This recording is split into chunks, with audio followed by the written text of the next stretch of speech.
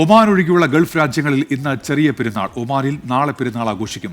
പെരുന്നാളിനോടനുബന്ധിച്ച് വിപുലമായ ആഘോഷ പരിപാടികളാണ് ഗൾഫിലെങ്ങും നടക്കുന്നത്.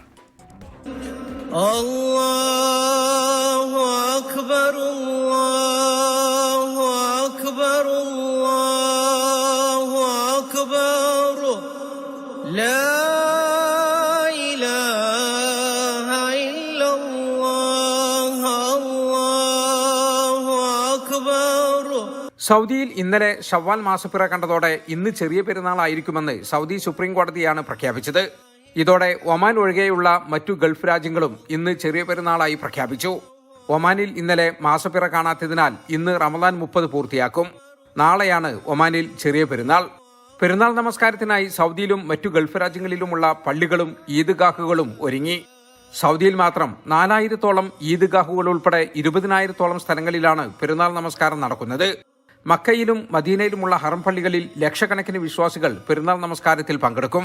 ഇന്നലെ മാസം കണ്ടതോടെ തന്നെ വിശ്വാസികൾ തക്ബീർ ധ്വനികൾ മുഴക്കി പെരുന്നാളിനെ സ്വാഗതം ചെയ്തു. ഫിത്ർ സക്കാത്തിന്റെ ഭാഗമായി അരിയും മറ്റു ധാന്യങ്ങളും പാവപ്പെട്ടവർക്ക് വിതരണം ചെയ്തു. മൈലാഞ്ചിയിട്ടും മധുരം വിതരണം ചെയ്തും ആശംസകൾ കൈമാറിയും മലയാളികൾ ഉൾപ്പെടെ വിദേശികളും ആഘോഷത്തിന് തുടക്കമിട്ടു. സൗദിയുടെ വിവിധ ഭാഗങ്ങളിൽ വെടിക്കെട്ടും കലാപരിപാടികളും ഉൾപ്പെടെ ആഘോഷ പരിപാടികൾ നടക്കുന്നുണ്ട്. ജലീൽ കണമകലം, 24 ജിദ്ദ.